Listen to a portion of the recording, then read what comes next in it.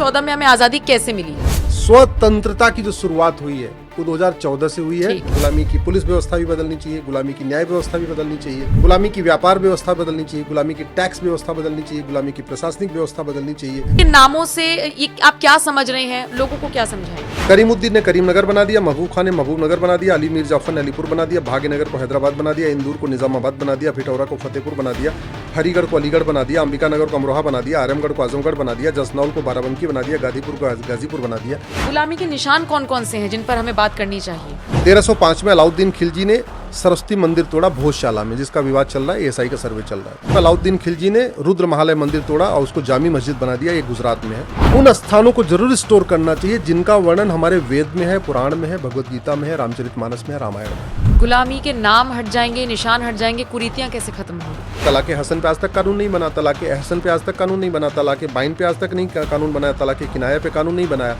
ये 4 तरीके के तलाक भी वैसे ही है जैसे 3 तलाक होता था। गुलामी की शिक्षा क्या है, कैसे ले रहे हैं हम वो शिक्षा? फिजिक्स केमिस्ट्री मैथ तो पढ़ाया जा रहा है। माता के साथ कैसे व्यवहार करना, भाई के साथ कैसे रहना, पति के साथ कैसे रहना, चाचा चाची के साथ कैसे रहना, वो संस्कार नहीं दिया जा रहा है। तो इसलिए सीबीएसई खत्म होना चाहिए, आईसीएसई खत्म होना चाहिए, यूपी बोर्ड, बिहार बोर्ड, सब सारे board, one nation one education board. नमस्कार, स्वागत है आप सभी का। आप देख रहे हैं एनएमएफ न्यूज और आपके साथ मैं हूं नम्रता चौधरी।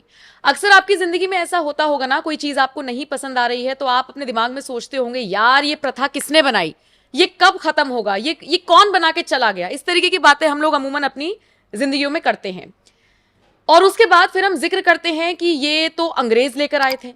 और उसके बाद कुछ लोगों को आपने ये भी कहते हुए सुना होगा कि हम तो आजाद ही 2014 के बाद हुए हैं। ये सारी चीजें मैं बैक टू बैक क्यों बोल रही हूं? क्योंकि इसका एक ही जवाब है और उसका जवाब देंगे सुप्रीम कोर्ट के वकील अश्वनी उपाध्याय। बहुत बहुत स्वागत है सर आपका। कंगना रनौत बोलती है या कोई भी बोलता है कि 2014 के बाद हमें आजादी मिली तो लोग हंसते हैं। पहले मैं भी हंसी, लेकिन आपसे ऑफ कैमरा मैंने तो समझ लिया।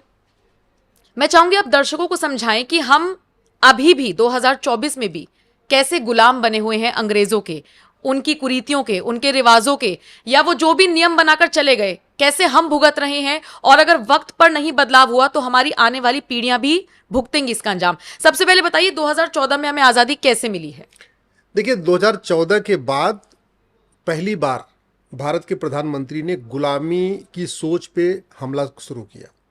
पहली बार लाल किले के प्राचीर से प्रधानमंत्री जी कहते हैं कि हमें गुलामी की सारी निशानी खत्म करनी है। अब गुलामी के निशानी का मतलब, गुलामी का नाम भी बदलना चाहिए, गुलामी का निशान भी बदलना चाहिए, गुलामी की कुरीतियां भी खत्म होनी चाहिए, गुलामी की कुप्रथाएं भी खत्म होनी चाहिए, गुलामी की शिक्षा व्यवस्था भी बदलनी चाहिए, गुलामी की पुलिस व्यवस्था भी बदलनी चाहिए, गुलामी की न्याय व्यवस्था भी बदलनी चाहिए, गुलामी की व्यापार व्यवस्था बदलनी चाहिए, गुलामी की टैक्स व्यवस्था बदलनी चाहिए, गुलामी की प्रशासनिक व्यवस्था बदलनी चाहिए।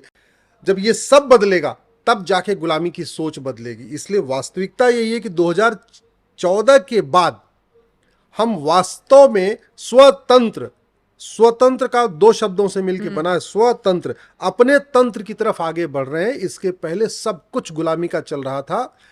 वहसी दरिंदों के नाम पे सड़क मोहल्ले गलियां चल रही थी और कोई उनके खिलाफ बोलता नहीं था। पहली बार 2014 के बाद ये बदलाव आया है। समाज ने आवाज़ उठाना शुरू किया, सांसदों ने आवाज़ उठाना शुरू किया, विधायकों ने आवाज़ उठाना शुरू किया, नेताओं ने आवाज़, अभिनेताओं ने, लेखकों ने, बुद्धिजीवियों ने, पत्रकारों ने, कलमकारों ने, सबने गुलामी के खिलाफ बोलना शुरू किया। उसके पहले कोई बोलता ही नहीं था। इसलिए ऐसा कहा जा रहा है कि बिल्कुल इसलिए वास्तव में जो स्वतंत्रता की जो शुरुआत हुई है वो 2014 से हुई है। उसके पहले हम इंडिपेंडेंट तो थे लेकिन स्वतंत्र नहीं थे। ठीक है, और दोनों में क्या डिफरेंस है ये आपने बहुत बारीकी का डिफरेंस समझ लिया होगा। अब नरेंद्र मोदी ने एक इंटरव्यू दिया, यूं तो इंटरव्यूज का दौर चल रहा है, जानते ही आप, लोकसभा चुनावों का माहौल है। तो उस इंटरव्यू में उन्होंने बात की गुलामी की। उन्होंने कहा कि जो विपक्षी दल हैं वो तो अभी भी इसी सोच में डूबे हुए हैं। मैंने पूरी लिस्ट तैयार की है। हम नरेंद्र मोदी के बयान को तो लोग वहां इंटरव्यू में जाकर भी सुन सकते हैं, कॉपीराइट आ जाएगा, एबीपी का इंटरव्यू आप सुन सकते हैं जाकर, यहां मैं नहीं सुना पाऊंगी। लेकिन किस किस चीज से हमें आजादी मिलनी चाहिए या वो किस गुलामी का वो जिक्र कर रहे हैं वो मैं आपसे समझूंगी। जैसे ये जो पूरी लिस्ट मैंने तैयार की है उनके बयान के बाद, गुलामी के नाम आपने भी अभी जिक्र किया, आपके पास भी मुझे लगता है कुछ नहीं, मैंने भी लिस्ट बना रखा तो है। मुझे बताइए गुलामी के नामों से ये आप क्या समझ रहे हैं, लोगों को क्या समझाएंगे? देखिए, पहली बात तो आप इसको समझिए, बाइबल में जिन स्थानों का वर्णन है वो उसी नाम से पाए जाते हैं। इसलिए बाइबल पढ़ने वाले अपने बच्चों को समझाते हैं कि बाइबल में जो कुछ लिखा है वो सब सच्चाई है। कुरान में जिन स्थानों का वर्णन है वो उसी नाम से पाए जाते हैं, इसलिए कुरान पढ़ने वाले अपने बच्चों को समझाते हैं कि जो कुछ कुरान में लिखा है सब सच्चाई है। दुर्भाग्यवश जो जिन स्थानों का वर्णन वेद में है, पुराण में है, भगवद गीता में है, रामचरितमानस में है, वाल्मीकि रामायण में है, महाभारत में है, वो स्थान उस नाम से नहीं मिल रहे हैं आज की डेट में। और नहीं मिलते, फिर जब हमारा बच्चा, हमारी यंग जनरेशन पूछती है अच्छा आप ये कह रहे द्रौपदी पांचाली, पांचाल नरेश की बेटी, तो पांचाल है कहाँ पे? तो आपको पांचाल ढूंढेंगे तो मिलेगा नहीं, क्योंकि उसका नाम तो बदल गया। अब बच्चा कहता है अच्छा भगवान कृष्ण ने तो 5 गांव मांगे थे, वो 5 गांव थे, तिलप्रस्थ, सोनप्रस्थ, पानप्रस्थ, इंद्रप्रस्थ, व्याघ्रप्रस्थ, वो 5 गांव कहाँ गए? तो नाम तो बदल गए। तो हो क्या रहा है कि हमारे ऐतिहासिक नाम बदले, लेकिन हमारे उसके साथ साथ हमारे पौराणिक नाम भी बदल गए, हमारे धार्मिक नाम भी बदल गए। इसलिए इनको रिस्टोर करना जरूरी है। और वो दुर्भाग्यवश वहसी दरिंदों के नाम पे चल रहा है। जैसे हमारी 51 शक्तिपीठ है, उसमें जो पहला शक्तिपीठ है कीर्तेश्वरी, मुर्शीद खां नाम का लुटेरा जाता है, कीर्तेश्वरी मंदिर को तोड़ता है और कीर्तेश्वरी स्थान को वो मुर्शिदाबाद बना देता है। मिर्जा खान नाम को लुटेरा जाता है, एक हमारा दूसरा शक्तिपीठ है, इसको विंध्याचल कहते हैं, आपने सुना होगा विंध्याचल की देवी। वो मिर्जा जाता है, वहाँ पे मंदिर को लूटता है, तोड़ता है, वहाँ के साधु सन्यासियों को पीटता है और विंध्याचल को मिर्जापुर बना के चला जाता है। हमारे जो भगवान विष्णु के अवतार हैं उसमें एक अवतार है भगवान परशुराम, ठीक है। भगवान परशुराम के पिताजी का नाम था महर्षि जमदग्नि। महर्षि जमदग्नि जी का जहाँ आश्रम था उस स्थान को बाद में जमदग्निपुरम कहते थे। एक वहाँ पे जौना खान नाम का लुटेरा जाता है, मंदिर को तोड़ता है, वहां एक अटाला देवी मंदिर था, उस अटाला देवी मंदिर को तोड़ के अटाला मस्जिद बना देता है और जमदग्निपुरम को जौनपुर बना देता है। अब हम जमदग्निपुरम ढूंढ रहे हैं, हमारे वेदों में लिखा हुआ है, हमें मिल ही नहीं रहा है। ऐसे ही आपका मुजफ्फर खां, अब हमारे उसमें लिखा हुआ विदेह का वर्णन आता है, लेकिन मुजफ्फर खां ने विदेह को मुजफ्फरपुर बना दिया, तो हमको विदेह मिलता ही नहीं है। होशियार खां नाम का एक लुटेरा है, वहशी दरिंदा जाता है, विराट है, महाभारत में इसका वर्णन आता है। जो पांडव थे उन्होंने एक साल अज्ञातवास बिताया था विराट में, ठीक है। अच्छा। हाँ, अब विराट को आप ढूंढिए पूरे भारत में, आपको नहीं मिलेगा। क्यों? क्योंकि वहां पे होशियार खां नाम का लुटेरा गया, उसने विराट को होशियारपुर बना दिया। तो हमने उसको दोबारा रिस्टोर करने का प्रयास नहीं किया। इसी तरीके से गजप्रस्थ पांडवकालीन नाम है, गाजी खां नाम का लुटेरा गया, उसको गजप्रस्थ को गाजियाबाद बना दिया। तिलप्रस्थ 5 गांव मांगे ना भगवान कृष्ण ने, तिलप्रस्थ। अब वहां पे फरीद खां नाम का लुटेरा गया, उसने तिलप्रस्थ को फरीदाबाद बना दिया। सोनप्रस्थ, अब हमारे महाभारत में सोनप्रस्थ है, जो भगवान कृष्ण ने मांगे थे 5 गांव, सोनप्रस्थ सोनीपत हो गया है, पानप्रस्थ पानीपत हो गया, व्याघ्रप्रस्थ बागपत हो गया और इंद्रप्रस्थ दिल्ली हो चुका है। तो वो गांव तो हमारे लिखे हुए वेदों में, महाभारत में लिखे हुए हैं, लेकिन एक्चुअल में नहीं मिल रहे हैं। इसी तरीके से फर्रुख खान नाम का लुटेरा गया, जहां पांचाली पैदा हुई, जहां द्रौपदी पैदा हुई, उसको पांचाल कहते थे, वहां उसने उसको फर्रुखाबाद बना दिया, उत्तर प्रदेश में पड़ता है। मुराद खान ने रामगंगा नगर को मुरादाबाद बना दिया, बेगू खान ने अजातशत्रु नगर को बेगूसराय बना दिया, शरीफुद्दीन ने नालंदा बिहार को बिहार शरीफ बना दिया, दरभंगा ने द्वारभंगा को दरभंगा बना दिया, हाजी शमसुद्दीन ने हरिपुर को हाजीपुर बना दिया। और ये जितने ये सारे वहसी दरिंदे हैं, हत्यारे थे, ये बलात्कारी थे, लुटेरे थे और कन्वर्ट करने वाले लोग थे, तलवार के दम पे हिंदुओं को कन्वर्ट करने वाले थे, और उनके नाम पे चल रहा है। इसी तरीके से जमाल खान ने सिंह जानी को जमालपुर बना दिया, अहमद शाह ने कर्णावती को अहमदाबाद बना दिया, आज भी अहमदाबाद चल रहा है, उसका एक्चुअल नाम कर्णावती है। बुरहान ने भगनापुर को बुरहानपुर बना दिया, होशंग शाह ने नर्मदापुरम को होशंगाबाद बना दिया, अहमद शाह ने अंबिकापुर को अहमदनगर बना दिया, तुगलक ने देवगिरी को तुगलकाबाद बना दिया, उस्मान अली ने धाराशिव को उस्मानाबाद बना दिया, फरीद खान ने मोकलहर को फरीदकोट बना दिया, मुजफ्फर खान ने लक्ष्मीनगर को मुजफ्फरनगर बना दिया, आपका यूपी उत्तर प्रदेश में। शाहजहां ने गोमती नगर को शाहजहांपुर बना दिया, उत्तर प्रदेश में। बख्तियार खिलजी, जिसने नालंदा विश्वविद्यालय को जलाया था, पूरी लाइब्रेरी को जलाया था, उसने नालंदा को बख्तियारपुर बना दिया। और आज भी बख्तियारपुर के नाम से रेलवे का जंक्शन है, बख्तियारपुर के नाम से जिले का नाम भी चल रहा है, और बख्तियारपुर आज भी चल रहा है, जिसने हमारी मतलब संस्कृति को नष्ट करने की इतनी बड़ी लाइब्रेरी जला दिया। करीमुद्दीन ने करीमनगर बना दिया, महबूब खान ने महबूबनगर बना दिया, अली मीर जाफर ने अलीपुर बना दिया, भाग्यनगर को हैदराबाद बना दिया, इंदौर को निजामाबाद बना दिया, भिटौरा को फतेहपुर बना दिया, हरिगढ़ को अलीगढ़ बना दिया, अंबिकानगर को अमरोहा बना दिया, आरामगढ़ को आजमगढ़ बना दिया, जसनौल को बाराबंकी बना दिया, गाजीपुर को गाजीपुर बना दिया। ऐसे 1000 नाम की लिस्ट हमने सुप्रीम कोर्ट में दिया था। इसमें मेरी पीआईएल होगी आपकी, इसमें मेरी पीआईएल है।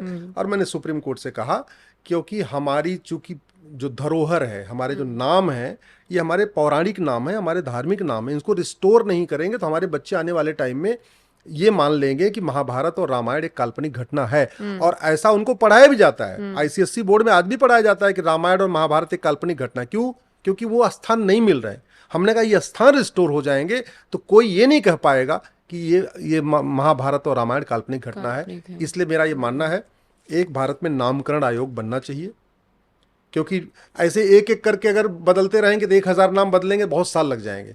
एक बाकायदा नेमिंग कमीशन हो, भारतीय नामकरण आयोग, और सीधे सीधे उठा के एक उसमें एक कमीशन हो, उसमें एक्सपर्ट हो, एएसआई के लोग हों, हिस्टोरियन हो, सोशियोलॉजिस्ट हों, उसमें पत्रकार भी हों, जज भी हों, जिनको भी रखना चाहे सरकार वो करके, और एक झटके में पूरे देश भर में जितने भी वहशी दरिंदों के नाम पे हैं उनके ओरिजिनल नाम को पता करके उसको रिस्टोर कर दिया जाए। एक ही झटके में हो जाएगा, ना कोई विवाद हमेशा हमेशा के लिए खत्म हो जाएगा।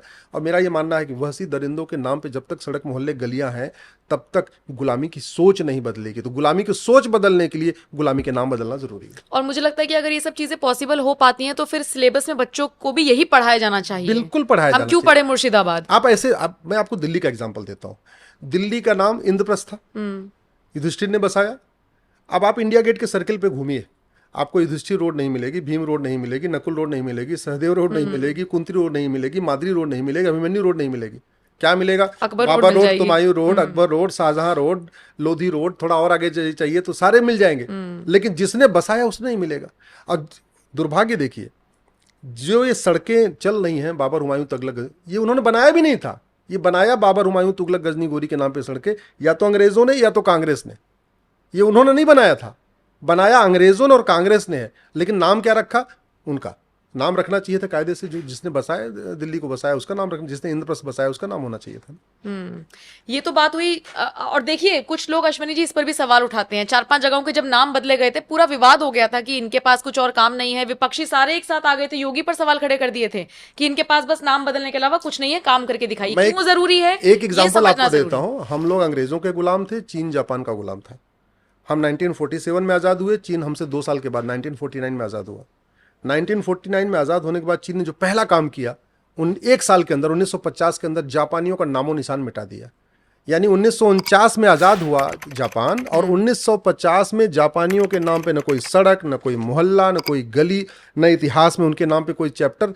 उन्होंने ऐसा इतिहास बदल दिया कि उनके आने वाली पीढ़ियों को कभी ये पढ़ना ही न पड़े कि वो कभी गुलाम थे। क्योंकि हम जब बार बार पढ़ते हैं हम गुलाम थे, हम गुलाम थे, गुलाम थे ना, तो गुलामी की मानसिकता आती है और हम उस चीज को एक्सेप्ट कर लेते हैं। तो उन्होंने क्या किया, अपना पुराना इतिहास पढ़ाया लेकिन गुलामी वाला इतिहास नहीं पढ़ाया। हम क्या कर रहे हैं, हम गुलामी वाला इतिहास तो पढ़ा रहे हैं। हमारे यहाँ इतिहास का मतलब बाबर से शुरू 15वीं शताब्दी के बाद। हम अपने पूर्वजों का कभी इतिहास पढ़ाते ही नहीं। हमारे एक से बढ़कर एक राजा, एक से बढ़कर एक धुरंधर हमारे यहाँ बड़े महापुरुष पैदा हुए, उनको नहीं पढ़ाते। हम राम के पूर्वजों को नहीं पढ़ाते, हाँ बाबर हुमायूं के पूर्वजों को पढ़ाते। हम मुगलों में पूरे 5-6 पीढ़ी पढ़ाते हैं। और सबसे बड़ी बात है अश्वनी जी, किसी को इंटरेस्ट भी नहीं आता। मुझे नहीं लगता किसी बच्चे को बाबर का पूरा इतिहास पढ़ने में इंटरेस्ट आता, को खुद मुझे याद नहीं होता था। और अगर हम अपनी संस्कृति पढ़ते तो हम खुद से जुड़ाव महसूस करते हैं। हम कृष्ण के पूर्वज नहीं पढ़ाते, हम पांडवों के पूर्वज नहीं पढ़ाते, हम राम के पूर्वज कितना पढ़ाते? दशरथ पढ़ाते, दशरथ के पहले पढ़ाते ही नहीं। हाँ। लेकिन हम इधर बाबर पढ़ाएंगे, हुमायूं पढ़ाएंगे, अकबर रोड पढ़ाएंगे, मतलब पूरा 5 पीढ़ी आगे 5 पीढ़ी पीछे तक पढ़ाते हैं। ये बदलने की जरूरत है। ठीक है। लिस्ट में मैंने जो ये पूरी तैयार की है, इसमें गुलामी के निशान कौन कौन से हैं जिन पर हमें बात करनी चाहिए?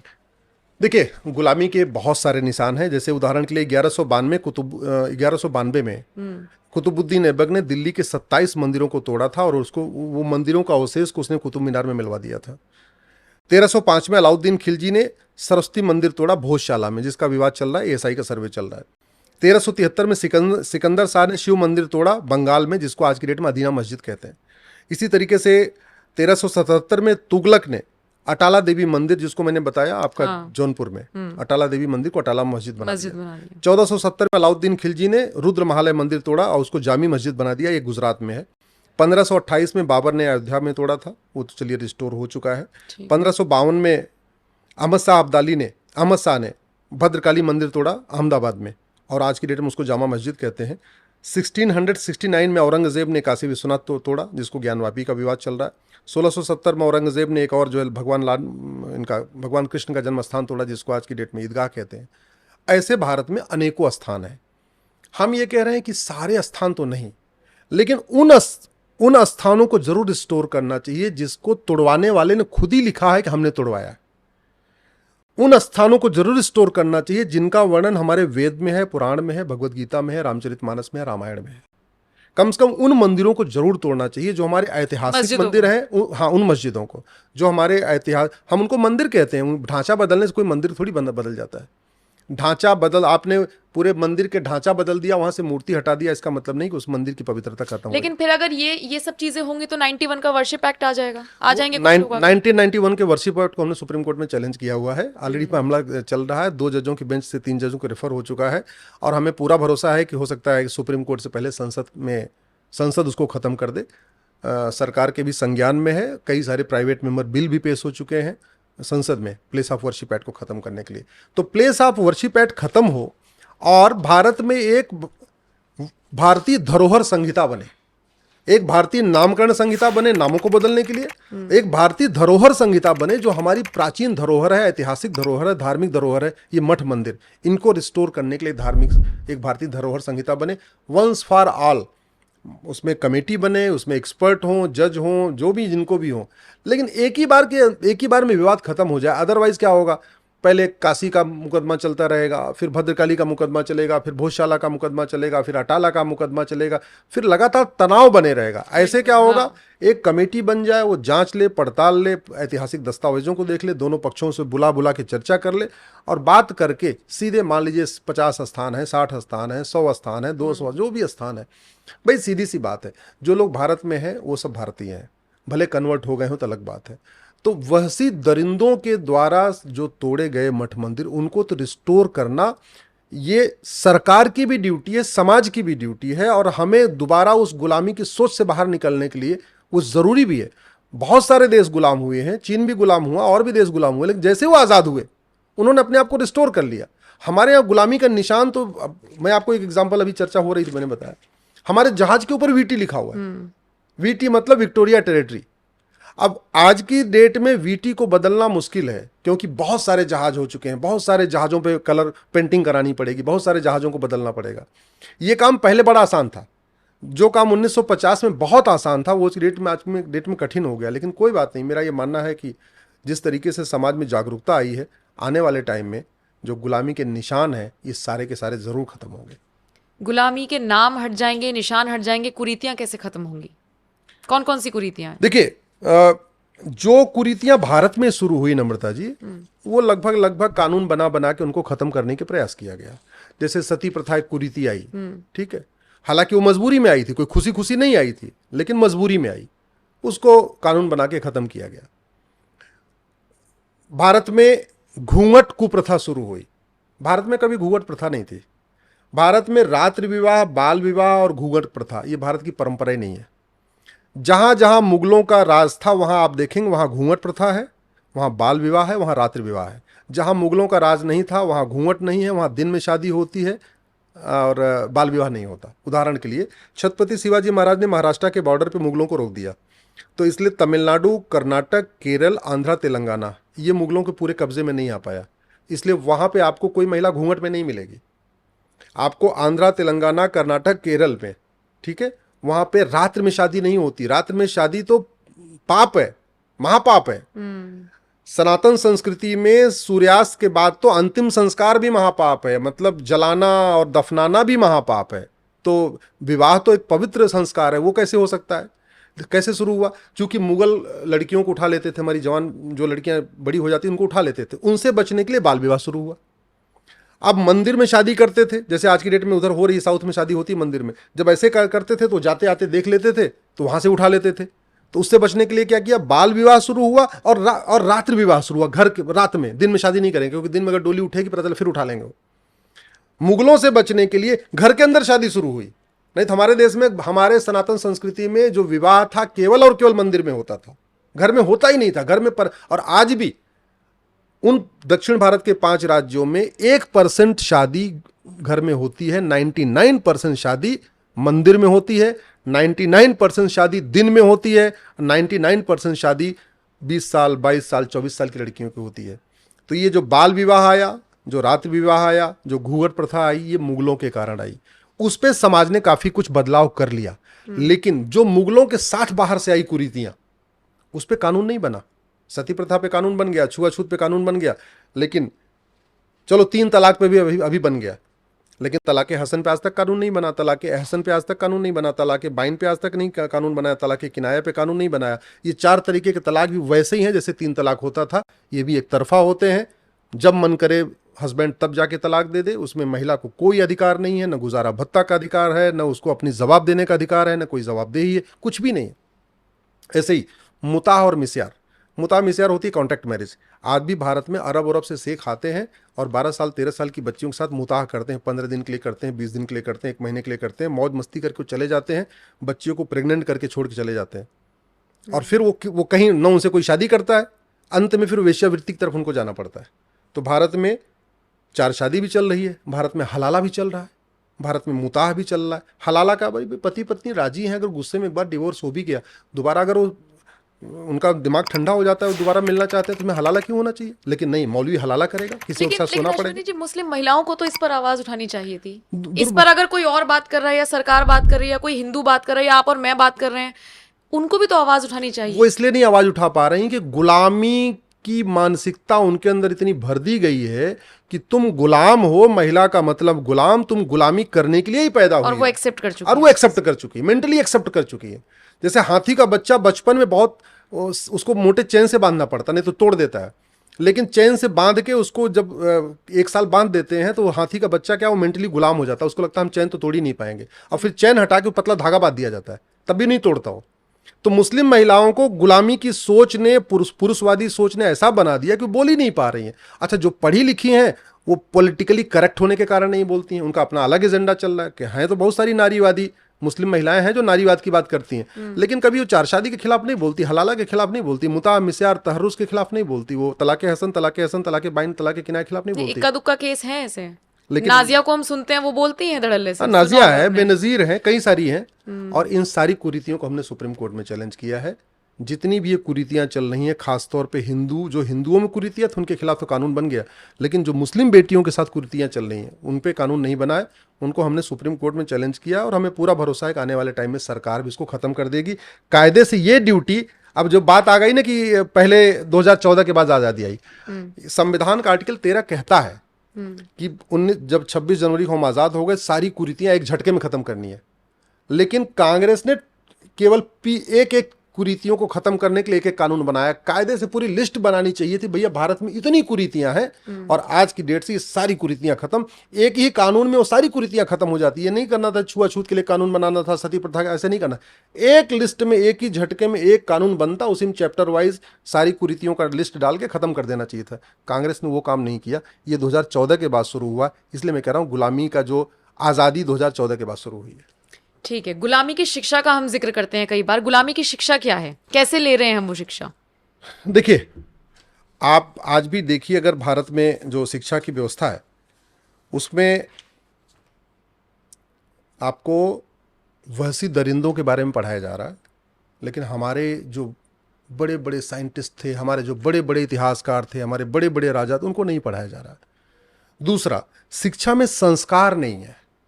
फिजिक्स केमिस्ट्री मैथ तो पढ़ाया जा रहा है, माता के साथ कैसे व्यवहार करना, भाई के साथ कैसे रहना, पति के साथ कैसे रहना, चाचा चाची के साथ कैसे रहना, वो संस्कार नहीं दिया जा रहा है।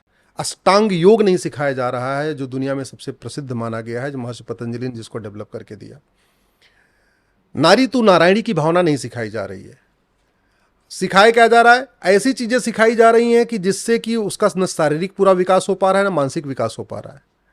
उसको शीर्षासन नहीं सिखाया जा रहा है, सूर्य नमस्कार नहीं सिखाया जा रहा है, योग नहीं सिखाया जा रहा है, प्राणायाम नहीं सिखाया जा रहा है, इंद्रियों पे नियंत्रण नहीं सिखाया जा रहा है, यम नियम नहीं सिखाया जा रहा है, ध्यान धारणा नहीं सिखाई जा रही है। बस उसको सिखाया जा रहा है, फिजिक्स पढ़ लो, केमिस्ट्री पढ़ लो, जूलॉजी पढ़ लो, बॉटनी पढ़ लो, डॉक्टर बन जाओ, इंजीनियर बन जाओ, ये बन जाओ। मतलब बचपन से केवल एक ही चीज़ के लिए पढ़ाया जा रहा है। उसको पढ़ाई इसलिए जा रही है कि बनना क्या है, अच्छा इंसान बनने के लिए नहीं पढ़ाया जा रहा है। मेरा ये मानना है कि अब समय आ गया है कि भारत में समान शिक्षा लागू हो, एक समान शिक्षा संहिता हो और शिक्षा का भारतीयकरण हो। शिक्षा का भारतीयकरण का मतलब 5 साल के प्राइमरी में आप उसको विषय का ज्ञान मत दीजिए, 5 साल के प्राइमरी में उसको जीवन का ज्ञान दीजिए, 5 साल के प्राइमरी में उसको ऐसी शिक्षा दीजिए कि वो तन से मजबूत हो, मन से मजबूत हो, अच्छा इंसान बने, नफरत न सीखे।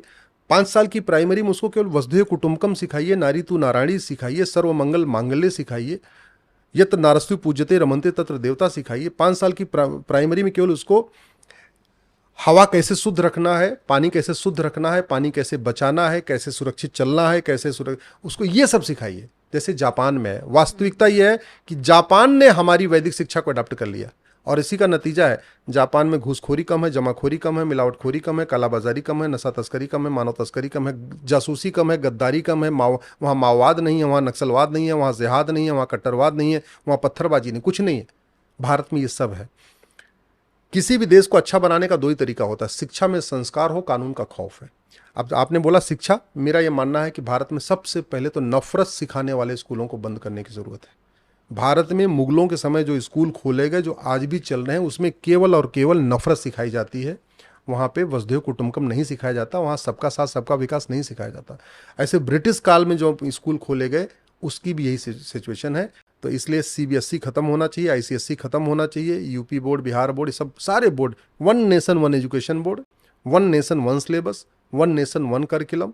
सब बच्चे एक किताब पढ़ेंगे, अपनी अपनी भाषा में पढ़ेंगे। गुजरात वाला गुजराती में पढ़ेगा, यूपी वाला हिंदी में पढ़ेगा, महाराष्ट्र वाला मराठी में पढ़ेगा। लेकिन physics, chemistry, math, zoology, botany की किताब अलग अलग क्यों होनी चाहिए? मंत्री और संतरी के बच्चे की किताब अलग क्यों होनी चाहिए? क्लर्क और कप्तान के बच्चे की किताब अलग क्यों चाहिए? हमारे देश में तो पहले सब साथ में पढ़ते थे भाई। निषाद राज और राम एक साथ पढ़ते थे, एक ही स्कूल में पढ़ते थे। कृष्ण और सुदामा, एक गरीब एक अमीर, एक साथ पढ़ते थे। तो वो व्यवस्था दोबारा लागू, ये जो वर्तमान व्यवस्था है ये खाई पैदा कर रही है, ये क्लास क्रिएट कर रही है। 500 रुपए के स्कूल में अलग किताब चलती है, जहाँ 1000 रुपए की फीस है वहाँ अलग किताब चलती है, जहाँ 10,000 रुपए की फीस है अलग किताब चलती है। और कितने भी महंगे स्कूल में पढ़ा लो, बिना कोचिंग कराए वो बच्चा कोई एग्जाम क्वालिफाई नहीं कर सकता। कितने भी आप 10,000 रुपये मंथली आप पढ़ा लो, तब भी उसको इंजीनियरिंग में जाना, मेडिकल में जाना, एनडीए में जाना, क्लैट करना, कुछ भी करना, तो आईएएस में करना, तो उसको कोचिंग करना पड़ेगा। इसको बदलना चाहिए। और जैसे हमारे देश में पहले था, 5 साल की प्राइमरी में केवल नैतिक शिक्षा पे जोर रहता था, पारिवारिक शिक्षा पे जोर रहता था, संस्कार सिखाया जाता था। 5 साल के सेकेंडरी में विषयों का ज्ञान देते थे। फिर 5 साल का जो ग्रेजुएशन होता था उसमें एक्सपर्टीज सिखाई जाती थी। मतलब ठीक है, 5 साल में कोई इंजीनियरिंग का कोर्स कर रहा है, कोई मेडिकल का कोर्स कर रहा है। और आपको मैं बता दूं कि अगर आप ये सोचती हैं कि पहले वैदिक शिक्षा में मतलब कोई वैज्ञानिक पढ़ाई नहीं थी, तो हमारी जो वैदिक शिक्षा थी उसमें मेटलर्जी सिखाया जाता था, नेविगेशन भी था, अर्थ स्टडी भी थी, लूनार स्टडी भी थी, बैटरी भी थी, डे नाइट स्टडी भी थी, एस्ट्रोनॉमी भी सिखाया जाता था, टाइम स्टडी थी, जम्स एंड मेटल्स यानी ये धातु वगैरह कैसे बनाते हैं, रत्न कैसे बनाते हैं, इसको भी सिखाया जाता था। Solar energy, plane, arms, ammunition, material study, commerce, animal husbandry, animal training, vehicle designing, jewellery designing, pottery, gardening, Ayurveda, architect, driving, data entry, horticulture, paramedical, ये सब हमारे वैदिक स्कूलों में पढ़ाया जाता था। ये हमारे स्कूल का जो सिस्टम बदला है। एरोनॉटिक्स पढ़ाई जाती थी, space science, sun study, weather forecast, solar energy, space research, geography, mining, gravity, communication, water vessel, Vedic science, agriculture, bird keeping, mechanics, gems, textile, metallurgy, dyeing, logistic, cooking, water management, ये सब सिखाया जाता था। इनफैक्ट जो पहले सिखाया जाता था उसमें कई चीज़ें आज नहीं सिखाई जाती हैं, सिखाई जाती हैं तो इंजीनियरिंग में सिखाई जाती हैं। हमारे यहाँ ये सब पहले जो 5 साल का सेकेंडरी होता था उसमें सब सिखा दी जाती थी। शिक्षा अच्छी होगी तो संस्कार आएगा। जैसे ही हम भारत में फिर से वैदिक शिक्षा लागू करेंगे तो जाति का जहर जो घुला हुआ है समाज में वो बंद हो जाएगा, भाषावाद खत्म होगा, क्षेत्रवाद खत्म होगा, अगड़ा पिछड़ावाद खत्म होगा, दलित बनाम सवर्ण की लड़ाई खत्म होगी। जब सबकी एक किताब होगी तो समरसता आएगी, समानता आएगी, सबको समान अवसर मिलेगा। इसलिए मेरा मानना है ये वर्तमान जो गुलामी की शिक्षा है, सीबीएसई बोर्ड, आईसीएसई बोर्ड, फलाने बोर्ड, ये बंद होनी चाहिए। और नम्रता जी, अगर एक रेलवे बोर्ड दिल्ली में है, इससे पूरे देश में रेलवे चल सकती है, तो एक शिक्षा बोर्ड दिल्ली में बना के पूरे देश के स्कूल भी चल सकते हैं, कोई दिक्कत नहीं। अगर भारत में वन नेशन वन टैक्स हो सकता है तो वन नेशन वन सिलेबस भी हो सकता है, वन नेशन वन करिकुलम भी हो सकता है, और one nation one railway board हो सकता है, तो one nation one education board भी हो सकता है। इसमें कोई दिक्कत नहीं है।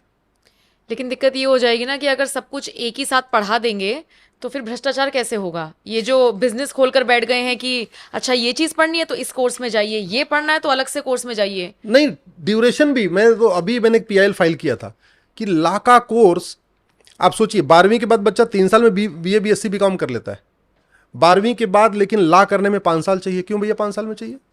अच्छा चलो मान लो इंजीनियरिंग 4 साल में होता है, ला प्रोफेशनल है, तो 12वीं के बाद 4 साल में तो बीटेक कर लेता है, आईआईटी से बीटेक 4 साल में होता है, लेकिन ला का कोर्स 5 साल के। तो जबरदस्ती टाइम बढ़ाया गया, क्यों? फीस वसूलने के लिए, पैसा वसूलने के लिए। ये कमाई का जरिया हो चुका है। और कमाई के जरिए का कितना बड़ा आप नेक्सस है कि जो पढ़ाया जाता है 10वीं 12वीं में वो इंजीनियरिंग मेडिकल में पूछा नहीं जाता, और जो पूछा जाता है वो पढ़ाया नहीं जाता, क्योंकि कोचिंग माफियाओं ने 5 लाख करोड़ का कोचिंग का धंधा भारत में खड़ा कर रखा है। इन कोचिंग माफियाओं ने पूरे सिस्टम को हाईजैक कर रखा है, उसको बदलने की जरूरत है।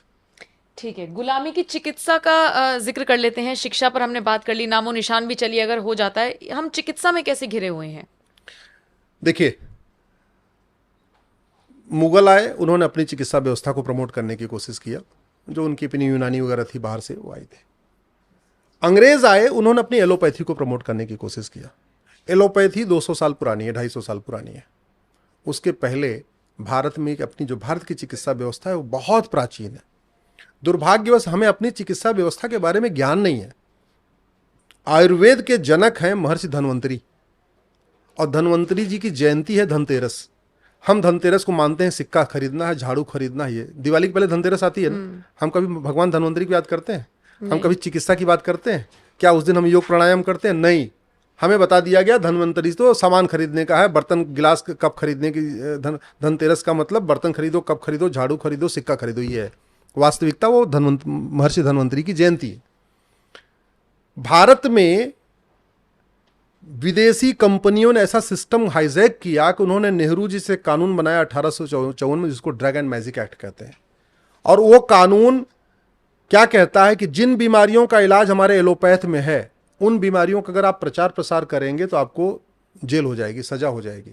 रामदेव जी वाला जो पूरा केस चला है ना सुप्रीम कोर्ट में, उस 1954 वाले कानून के कारण चल रहा है, ड्रग एक्ट के कारण चल रहा है।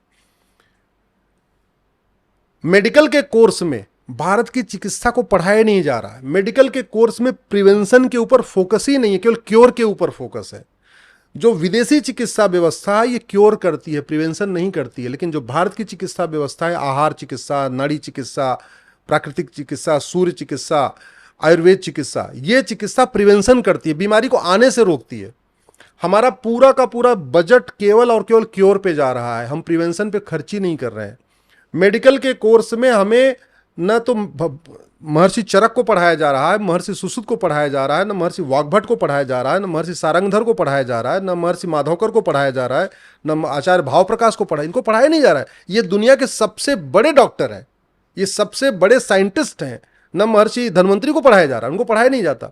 इसलिए मैंने एक PIL फाइल किया सुप्रीम कोर्ट में, और हमने ये कहा है कि मेडिकल का कोर्स, पहली बात तो जैसे इंजीनियरिंग का कोर्स 4 साल का, ऐसे मेडिकल का कोर्स भी 4 साल का करिए। 5 साल का करके लूटिए मत, अननेसेसरी केवल लूटने के लिए इसको 5 साल का कोर्स किया हुआ है कि 1 साल एक्स्ट्रा फीस मिलती रहे। दूसरा, जैसे इंजीनियरिंग में फर्स्ट ईयर कॉमन होता है, चाहे आप इलेक्ट्रिकल से करो, मैकेनिकल से करो, सिविल से करो, किसी से भी करो, फर्स्ट ईयर कॉमन रहेगा। लॉ का कोर्स फर्स्ट ईयर कॉमन होता है, मैनेजमेंट का कोर्स फर्स्ट ईयर कॉमन होता है। ऐसे ही मैंने PIL फाइल किया है कि कहा है कि आप मेडिकल के कोर्स में फर्स्ट ईयर कॉमन करिए, और फर्स्ट ईयर में केवल और केवल भारतीय चिकित्सा पढ़ाइए, विदेशी चिकित्सा मत पढ़ाइए। और चीन में ये होता है। चीन में अगर आप मेडिकल का कोर्स करोगे तो आपको फर्स्ट ईयर में एलोपैथी वगैरह नहीं पढ़ाई जाएगी। फर्स्ट ईयर में केवल जो चाइनीज ट्रेडिशनल मेडिसिन सिस्टम है, योग, नेचुरोपैथी, एक्यूप्रेशर, एक्यूपंचर, यही पढ़ाया जाता है। हमारे यहाँ पढ़ाया नहीं जाता। हमारे यहाँ योग के, आयुर्वेद के बारे में केवल जो BAMS करेगा उसको पढ़ाते हैं, MBBS वालों को पता ही नहीं है। जबकि सच्चाई है कि जो हमारा मेडिकल सिस्टम है ये प्रिवेंशन करता है, ये बताता है कि बीमारी आने से पहले रुक जाए, बीमारी आए ना, ये सिखाया जाता है। एलोपैथी में क्या, बीमारी आ गई तो आपको एक दवा मिल जाएगी, जबकि एलोपैथी में, नेचुरोपैथी में क्या है, आपको बीमारी आए ही ना। और बहुत सारी बीमारियों का इलाज तो एलोपैथ में है ही नहीं है।